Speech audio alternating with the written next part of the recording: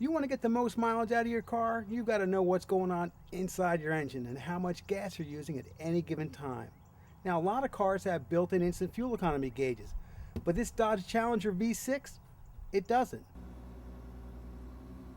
I want to show you something pretty cool. This little guy right here, this is an Auto Meter Ecometer. This little baby taps into the OBD port that's in any post-1996 car to pull the information that's sitting in the computer out to a really cool little display. Let me show you how it works. To install the Ecometer, the first thing you have to do is find the OBD port. Now, it's always under the dash. In a Dodge Challenger, it's actually pretty easy to find. You take the plug, with the engine running, pop it into the port. The Ecometer will start communicating with your car within 30 seconds.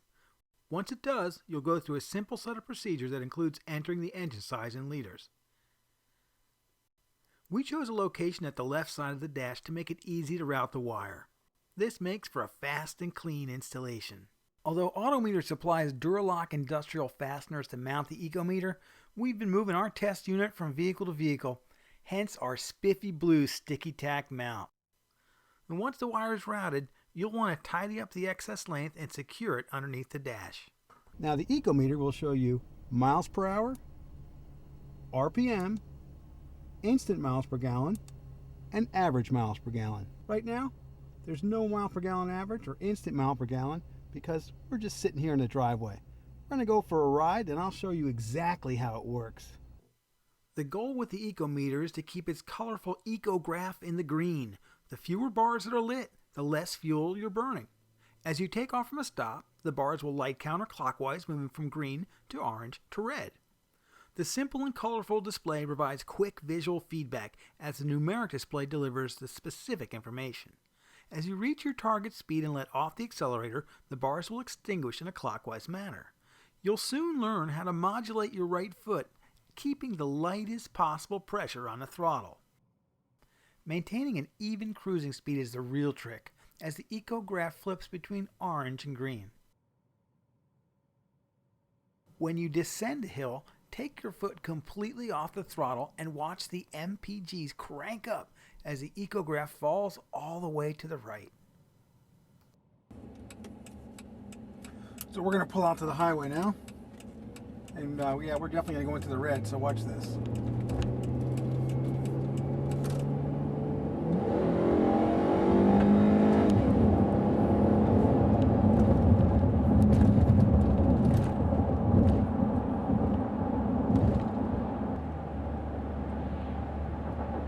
Just about any time you're accelerating and you're not rolling down a hill, you're going to be in the orange just a little bit, at least just a little bit.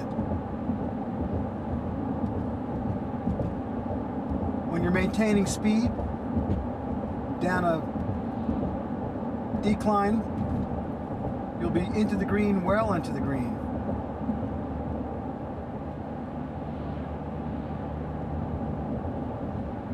When you're on level ground, you're gonna flirt between green and maybe one orange, just maintaining speed.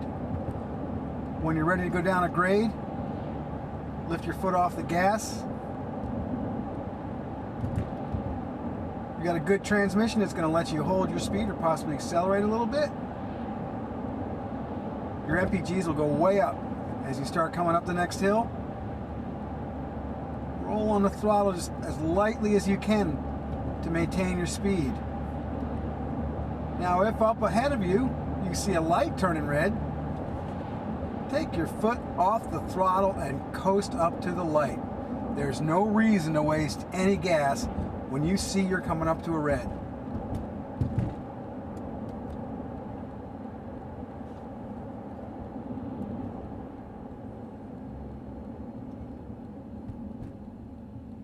We're not going to be able to make this one. Ooh, we didn't come to a complete stop. Now we're going to roll as gently as we can. And even though we're rolling away gently, we're still in the red. We're accelerating very slowly. We're rolling down a hill a bit. And we're in the orange.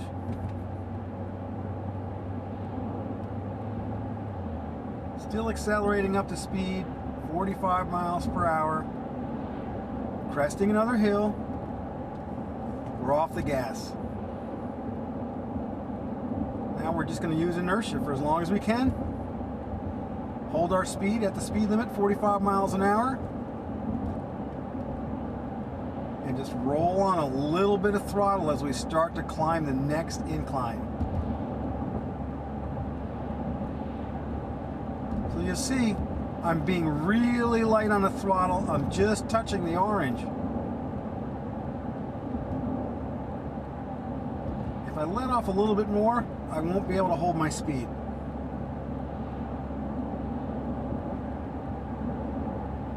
Speed limit's 50 now, so I'm going to climb just a little bit. And we're at the crest of a hill.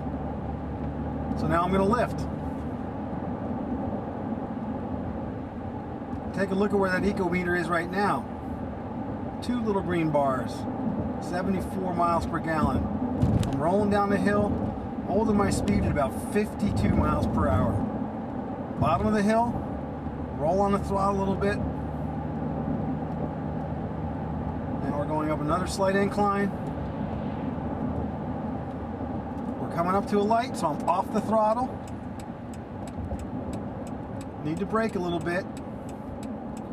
Can't take this turn at full speed. So we lose a lot of inertia, but there's nothing we can do about it. Now we're going up another incline. We're into the red. Can't get away from it. We've also got a car in back of us who insists on climbing up our bumper.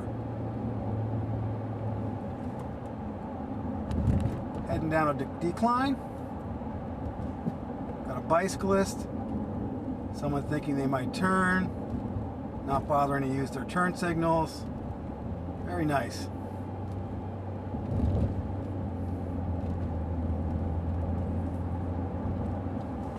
Now we're cresting another hill. There's nobody behind us. So we're just about at speed limit right now. Heading back up the next hill. Need to give it a little bit of throttle to make it up at speed.